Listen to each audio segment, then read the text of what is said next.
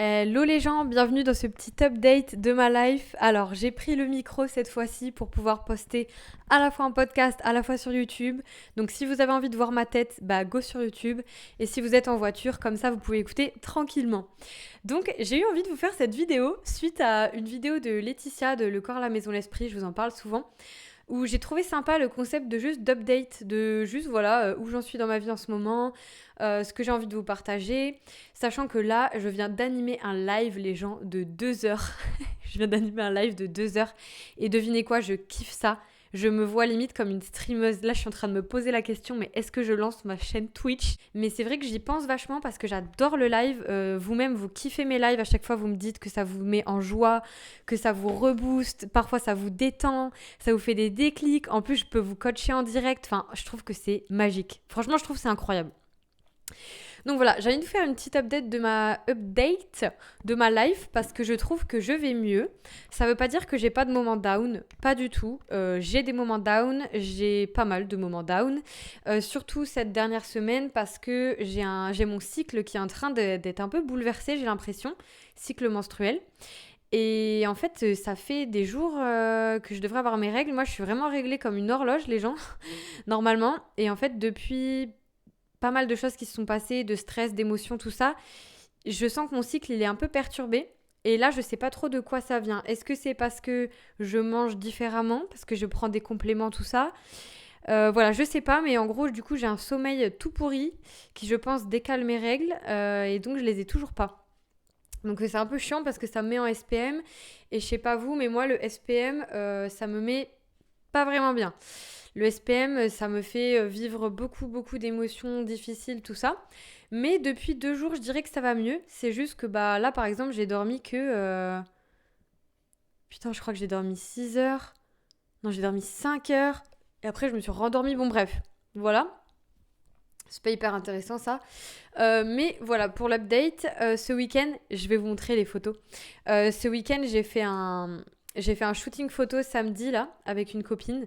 Et vraiment, j'adore. Et ça va m'amener à vous parler d'un sujet qui touche à la superficialité et au fait que je trouve qu'aujourd'hui, quand t'es coach et quand t'as un métier professionnel, souvent on te demande, en tout cas on attend de toi, ou moi c'est ce que j'ai ressenti même pour moi, que je me privais, d'être soit professionnel et hyper crédible, entre guillemets, soit c'est que t'es quelqu'un de narcissique et tout. Donc je vais vous montrer la photo qu'on a fait. Donc si vous êtes en podcast, vous la verrez plus tard quand je la publierai sur Insta. Sinon vous pourrez voir à la caméra. Je sais pas si on verra grand chose, mais elle est vraiment belle. On a fait des superbes photos. Et juste avant, j'ai fêté mon anniversaire en fait avec ma famille. Et j'ai sorti pour l'occasion une robe rouge courte. Je dis courte parce qu'on m'a fait des remarques dessus, c'est pour ça. Et que justement, je me suis dit, ben voilà, c'est la preuve que vraiment aujourd'hui, j'ai... attendez, j'ai ma caméra qui bug, je la remets nette à cause de ce que j'ai montré. Et en fait, c'est hyper intéressant pour moi parce que je me rends compte que j'ai beaucoup plus d'affirmation aujourd'hui, que j'ai beaucoup moins peur d'assumer, de porter certaines choses, de mettre du rouge à lèvres, d'avoir un maquillage extravagant. Même là, dans la vidéo où vous me voyez, je pense que... Là, je me vois même plus, mais j'ai du rose sur les yeux hyper pétant. J'ai mis un manteau long hyper classe qui était à ma grand-mère. C'est de la vraie fourrure, donc autant vous dire aujourd'hui ça se fait plus et c'est quand même assez jugé de porter de la vraie fourrure. Donc vous vous doutez bien que quand je l'ai mis, on m'a dit « Ah mais toi qui défends les animaux Je m'y attendais, voilà, je m'y attendais.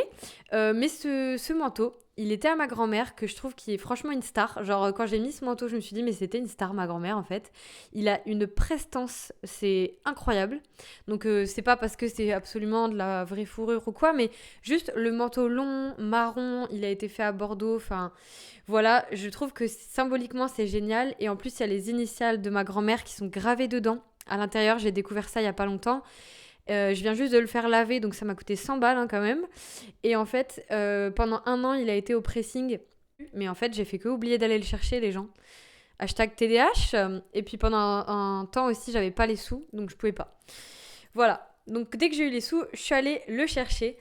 Et en fait, je me trouvais du coup super belle dedans. Je me trouvais super belle et ça m'a amenée à faire un live aujourd'hui sur ce sujet-là. Notamment en ayant écouté l'épisode de Chloé Bloom que je vous conseille sur la superficialité. Le fait qu'on oppose toujours intelligence et superficialité, alors que en fait je suis intelligente, j'adore partager des choses qui me passionnent, mais j'adore aussi la mode, j'adore me faire belle. Je trouve qu'en fait c'est hyper important et plus que ce qu'on pense de se trouver jolie, de se faire un maquillage qu'on aime bien. Là j'ai des créoles, moi c'est un truc que je kiffe parce que je trouve que ça a une fraîcheur, ça a une joie de vivre, les créoles, je sais pas, ça a quelque chose de particulier, donc j'en mets très souvent. Voilà. Et puis pour la tenue aussi, ça me fait sentir bien. Je suis habillée en mode petit haut crème qui est un peu décolleté. C'est bien pour ma morphologie parce que moi, ça me va bien en fait les tops en V. Et voilà, j'ai la taille qui est assez marquée et tout ça. Donc bref, je suis passionnée de ça, de mode, de comment est-ce qu'on peut s'habiller, comment on peut se mettre en valeur. J'adore, j'adore, j'adore. Il faut savoir, j'avais quand même envie de vous le dire, que je n'étais pas du tout comme ça avant les gens. Ok, parce que l'autre jour, il y a une meuf qui m'a dit en mode choquée, ah bon? Quand je lui ai dit, mais avant, je m'habillais pas comme ça, crois pas hein, que j'étais en mode extravertie, exubérante, avec plein de styles différents, hyper osée. Parfois, je mets des corsets super sexy et tout.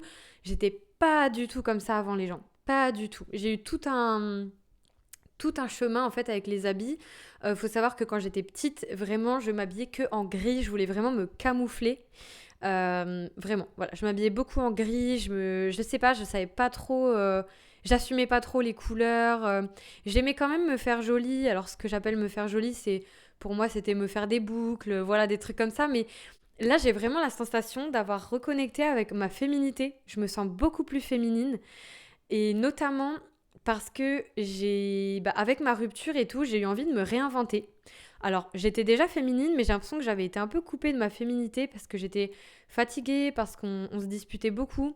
J'ai l'impression que j'étais juste très fatiguée, que j'avais plus trop le temps pour moi, mon temps de solitude, pour me chouchouter. Voilà, et en fait là, je me chouchoute de fou.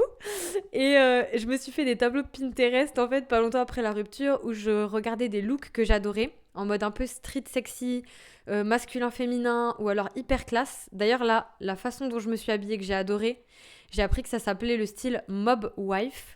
M-O-B Wife. Donc c'est style femme de mafieux. Je trouvais que ça me correspondait trop bien, en fait, ça m'a fait hyper rire. Bon, bref. Donc j'ai regardé. Et en fait, à partir de ça, j'ai un peu refait ma garde-robe, donc avec des corsets, des t-shirts à manches longues mais courts ou alors moulants, des pantalons cargo ou des pantalons un peu évasés, mais qui sont taille haute, donc qui vont marquer ma taille. Enfin voilà, et vraiment j'adore. J'ai commencé à tester un nouveau style de talons alors que franchement j'en mettais pas des comme ça du tout. Mais j'ai trouvé que ça avait un style. D'ailleurs si vous savez pas quoi mettre à chaque fois avec vos robes rouges en chaussures, moi ça a toujours été l'histoire de ma life.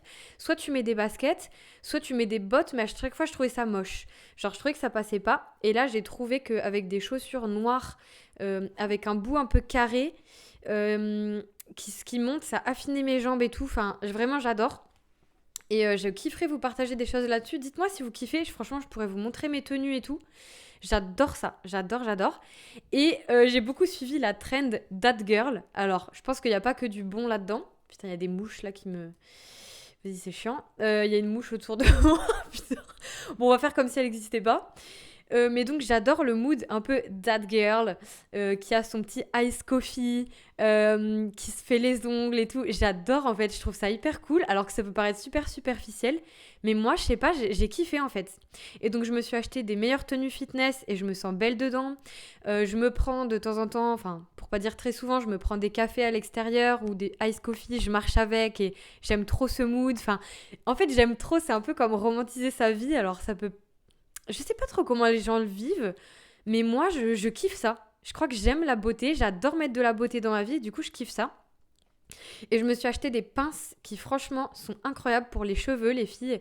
C'est des pinces, en fait, il y en a des dorées, des brillantes et tout. Vous m'avez peut-être déjà vu avec sur Instagram. Je vais essayer de vous en montrer une en vidéo, là. Hop, comme ça, si vous voulez aller voir, après, vous pourrez aller voir. Voilà, je l'ai montré en vidéo. Alors, j'en ai pas trouvé ailleurs que sur Amazon. Ça me faisait un peu chier de commander là-dessus, je vais pas vous mentir. Mais ça fait tellement un style. Ça tient vos cheveux, c'est hyper classe. Franchement, incroyable. Incroyable comment ça aille vos tenues. Et j'ai capté que vraiment, les lunettes de soleil aussi, ça change toute une tenue. Donc, je suis en train de voir pour me prendre des nouvelles lunettes. Et justement... je me suis rendu compte que c'est tellement symbolique les gens. D'oser porter des choses comme ça, audacieuses. D'oser mettre des paires de lunettes rouges. Parce que j'en ai repéré qui sont très très atypiques. Et en fait, je trouve que assumer son caractère comme ça, assumer son style, ça demande de déplaire, de s'assumer, d'oser être soi. Et donc pour moi, c'est totalement en lien finalement avec la découverte de soi, l'amour entre guillemets de soi, l'autorisation qu'on se donne d'être libre en fait. Enfin, vous voyez, de vraiment oser être comme on est et assumer. Je trouve pas le mot exact pour ce que je ressens à l'intérieur, mais c'est vraiment un truc de je m'autorise à être moi. Je m'autorise à être vue. Et donc d'ailleurs, pour partir sur cette update de ma life, je suis vraiment en train de m'autoriser à être vue grâce au chant. Grâce au chant. Alors peut-être que vous vous dites, ouais, mais pourtant Margot, tu sais, on te voit, t'es sur YouTube depuis longtemps, tu mets des stories où t'as l'air plutôt à l'aise et tout. Oui, mais fondamentalement, montrer qui je suis, ce que je ressens, oser pleurer devant les gens, leur dire quand ça va pas bien et tout ça, ça j'ai l'impression que ça fait vraiment que depuis cette année, depuis ma rupture, depuis le deuil que je vis qui est quand même très choquant quand même. Il y a un moment où, voilà, je me suis dit, mais j'ai le droit de pas aller bien et j'ai envie de laisser l'occasion aussi de voir qui m'aime quand je ne vais pas bien, qui m'aime quand j'ose montrer qui je suis. Euh, Vous savez, en fait, de pouvoir laisser quelque part à mes amis l'opportunité de me montrer, laisser l'opportunité à mes amis de me montrer qu'en fait, ils peuvent être là pour moi, parce qu'ils ont envie d'être là pour moi, parce que j'ai le droit d'être triste, parce que j'ai le droit de me montrer pas bien, et que c'est pas pour ça que je fais pitié, qu'on va me prendre en pitié, que... Enfin, vraiment, je vous jure, j'ai trop du mal à demander de l'aide. Et vous savez, il y a des jours où j'ai été tellement mal, tellement triste, tellement affectée par ma rupture, par la culpabilité que je ressentais, que j'arrivais pas à faire mon lit. Franchement, j'avais pas la force de faire mon lit et tout. Et j'avais honte. J'avais honte. Je me disais, mais putain, c'est rien à faire, tu vois. Mais non, c'est pas rien en fait. Quand t'es mal, tous les petits trucs comme ça c'est pas rien. Et quand même, rien que je me maquille tous les jours, que je m'habille tous les jours, pour moi, ça montre que je vais vraiment mieux. Parce que quand on est au fond du trou, je sais pas si vous avez remarqué, mais on commence à... Limite, on reste en pyjama tout le temps. Enfin, on prend des très mauvaises habitudes. Prendre sa douche, ça devient hyper dur. Enfin, vraiment, voilà. Et en fait, je me dis, ben, même demander à quelqu'un, écoute, je suis tellement fatiguée, est-ce que tu pourrais m'aider à faire mon lit aujourd'hui? Je me suis dit, mais attends, trop la honte de demander ça. Enfin, trop bizarre. Mais en fait, pourquoi pas, en fait? Si jamais on est vraiment mal, qu'on a besoin d'aide, je vous dis, quand on a des symptômes dépressifs, ou même si on fait vraiment une dépression, c'est des choses qui nous demandent une énergie incommensurable. Genre, c'est impossible pour nous, on est figé, on est paralysé, on est... Voilà, et en fait, reconnaître qu'on a besoin d'aide... Attendez, j'écarte le micro, je vais éternuer. Voilà. Reconnaître qu'on a besoin d'aide, au final, est-ce que c'est pas s'aimer un peu plus? Est-ce que c'est pas de l'amour de soi? Moi, j'essaye de le voir comme ça. Euh, et je crois que du coup, je suis en train de redonner une place à moi-même, en fait. À Margot sensible, quoi. C'est quand même un comble, les gens. Vous vous rendez compte? On est sur une chaîne pour les hypersensibles. Ça fait des années que je vous parle d'hypersensibilité. Et moi-même, montrer ma sensibilité, pleurer devant les gens, dire que j'ai besoin d'aide, et que j'ai honte et que j'ai envie de soutien et tout ça, c'est extrêmement dur pour moi. C'est un entraînement. C'est un énorme entraînement.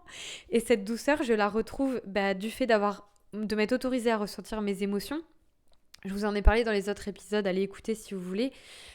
C'est du coup génial parce que le fait que je le vive comme ça me permet, je trouve, de coacher les gens aussi différemment, de les amener à plus accepter de juste ressentir leurs émotions, juste les ressentir, juste se mettre avec ces émotions, arrêter de se couper de soi. Et en fait, ça nous permet aussi de connecter aux autres. Parce que quand on se coupe de soi, qu'on fait tout le temps semblant, on se sent hyper seul. On se sent hyper seul, on n'ose pas dire vraiment ce qu'on pense aux autres.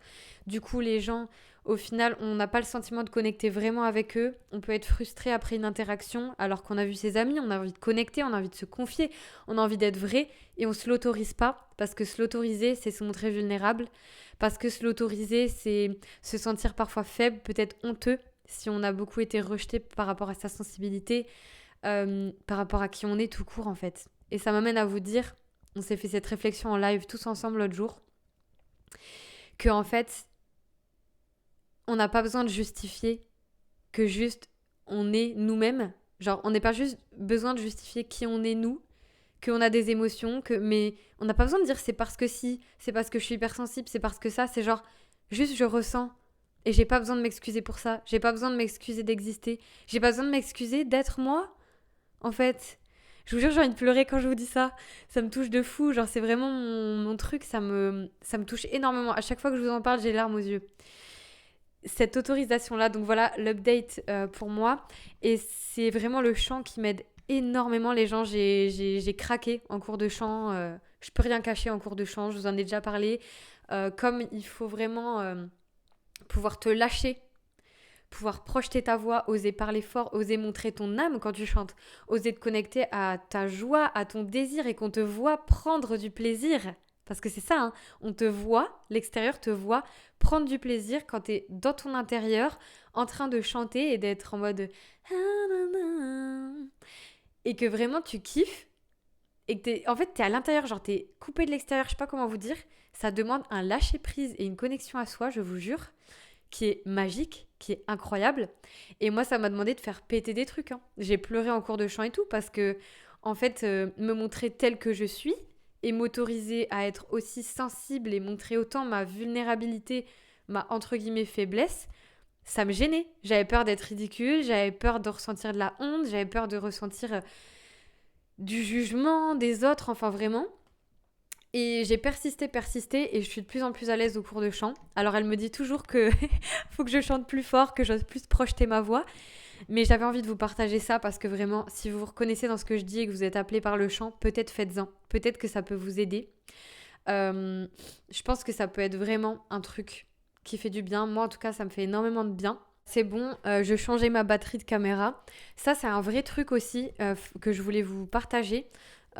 C'est surtout avec un TDAH et tout, il faut vraiment éviter d'avoir des freins. Là, moi, je le vois, le fait que j'ai une caméra qui coupe à chaque fois au bout de seulement 15-20 minutes ou même moins, j'ai plus de batterie. En fait, ça, vraiment, c'est très très chiant. Je peux pas l'emmener, vraiment. Il me faut 46 batteries, enfin, c'est super chiant. Et le micro, pareil, je l'emmène tout le temps sur moi. Ça peut paraître des détails, mais c'est ce qui fait qu'on finit par pas sortir de vidéo en fait. De pas avoir de batterie ou pas avoir son truc branché ou plus avoir de pile dans son micro ou plus la carte SD dans son micro. C'est des petits détails mais qui font que je sors pas les vidéos. Et aussi, je n'ai pas la fibre chez moi. 20h20 quand je vous parle, je n'ai plus la fibre chez moi. Enfin, je ne l'ai pas. En fait, je l'ai jamais eu. Et ça me freine énormément parce que je suis obligée d'aller à l'extérieur, donc soit chez ma mère, voilà, donc je débarque en mode salut, je viens publier mes vidéos, soit je suis obligée de payer et d'aller dans un café, et ça me coupe de mon élan, parce que là, par exemple, normalement, et du coup, je pense que je vais passer chez ma mère, hein, là, normalement, j'aurais fait le montage hyper rapidement de ce que vous entendez là, et je le poste direct après, et c'est fini. Je trouve que c'est le mieux, en fait, ta tâche, elle est faite, t'es contente, etc. Je trouve que c'est génial. Alors qu'en fait, après, t'attends, t'oublies que t'as fait ta vidéo, et puis elle traîne, et puis après, quand tu te mets sur le montage, tu t'en rappelles plus, et puis, enfin, c'est vraiment frustrant. Donc voilà, j'ai envie de vous partager ça. Par rapport au sport, j'ai envie de vous faire un point aussi au sport. J'y vais souvent, mais j'ai un peu réduit la cadence niveau muscu. Non pas que j'aime plus, j'en ai besoin, et ce que j'ai besoin, en fait, je me rends compte, c'est surtout du cardio et des exercices intenses qui vraiment me fatiguent. Et je trouve que là, je fais un peu le tour. Je me lasse un peu. Je sais pas si vous avez vu, mais j'ai essayé de faire de l'haltérophilie aussi. Je sais pas trop. Et là, à la salle, c'est vrai que j'ai quand même aussi mes potes. J'arrive, je les check et tout. Je peux être rassurée sur mon développé couché et tout. Enfin, c'est trop bien. J'ai l'impression d'arriver un peu à une deuxième maison à la salle. Et ça, je vous avoue, je kiffe. C'est ce qu'il faut aussi que j'y reste. Voilà. Et en même temps, je crois que je vais tenter le CrossFit, les gens. Ça fait très longtemps que j'y pense. Et puis, en fait, j'aimerais bien rencontrer des gens qui ont les mêmes valeurs que moi. Et souvent, dans les box de CrossFit, j'ai remarqué qu'il y a pas mal soit d'entrepreneurs, soit de profils... Peut-être c'est faux ce que je dis, mais j'ai l'impression qu'il y a des profils intelligents ou qui ont... je sais pas comment dire, il y a un esprit d'équipe, il y a quelque chose de particulier qui m'attire là-dedans, que j'ai envie de découvrir. Évidemment, je pense que c'est aussi très bon délire. C'est pas une question d'intelligent, bête et tout, mais j'ai l'impression que c'est assez bon délire. Et bref, tout ça pour dire que du coup, j'ai envie de tester un autre sport où je suis avec des gens. Parce que voilà, moi en fait, le truc c'est que oui, je parle tout le temps aux gens, du coup j'ai des potes à la salle et tout, mais je suis quand même dans un quotidien où finalement je suis assez seule. Même si je vois de plus en plus d'amis, mes amis elles me présentent à leurs amis, donc ça me permet de rencontrer des nouvelles personnes. Et je vous le conseille vraiment, si vous êtes à votre compte, dites à vos amis de vous présenter d'autres gens, de vous emmener à leur soirée, sortez de votre zone de confort à ce niveau parce que vous avez besoin de rencontrer du monde. On peut pas être tout le temps tout seul chez soi, enfin je veux dire c'est pas possible. Et pareil, aller dans des cafés de façon récurrente, moi c'est vraiment ce que je fais. Voilà l'update de ma life. Et là récemment, j'ai eu un switch par rapport à ma rupture il y a un jour. Attendez, je vérifie que ça enregistre toujours. C'est bon, ça enregistre toujours. J'ai vécu un switch, en fait, après mon cours de chant et après avoir... Pourquoi j'ai eu ce switch ? Si, j'écoutais une vidéo de Gad Elmaleh, les gens, non mais aucun rapport. Et en fait, j'écoutais et j'ai eu ce que Chloé, j'adore, appelle une fulgurance. C'est une idée qui t'arrive comme ça, comme un déclic, tu sais, comme un «Oh, j'avais pas vu ça comme ça». Ou ça te vient comme ça donne du sens. Tu sais, c'est un truc hyper intuitif qui est dur à décrire. Et je sais même plus ce qu'il disait en plus dans sa vidéo, mais vraiment, j'ai eu une fulgurance à ce moment-là. Et j'ai commencé à trouver beaucoup de sens dans la souffrance que j'ai vécue dans la relation et la souffrance de la rupture et même la souffrance que je pense il a eue. Et en fait, je pense qu'on a vraiment des blessures en commun de ouf avec la personne avec laquelle j'étais. Et du coup, c'était très challengeant au niveau du rejet, la peur du rejet, parfois de la difficulté à se montrer vulnérable, à se confier. Et du coup, ça faisait que parfois, on se disait pas les vraies choses qu'on pensait. Enfin, voilà. Et en fait, j'ai beaucoup souffert de ça parce que finalement, je me suis sentie beaucoup dans la retenue.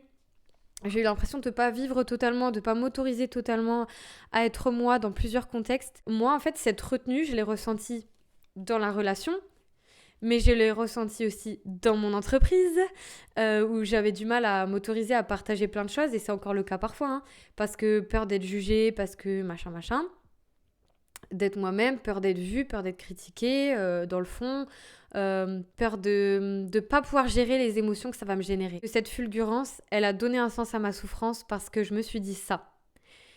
Comment est-ce que je pourrais autant apprécier et à presque en pleurer tellement ça me touche de m'autoriser à être moi-même? Comment est-ce que je pourrais autant l'apprécier si j'avais pas vécu de la retenue? C'est tellement beau et c'est tellement précieux à mes yeux, c'est tellement un sentiment de liberté, c'est tellement beau, en fait, ça me permet tellement même d'avoir envie de me lancer dans la musique, de briller, de m'autoriser, enfin, c'est tellement beau que ça donne du sens à ce qui m'est arrivé, à la souffrance, et que du coup, je change de perception dessus et ça me fait énormément de bien.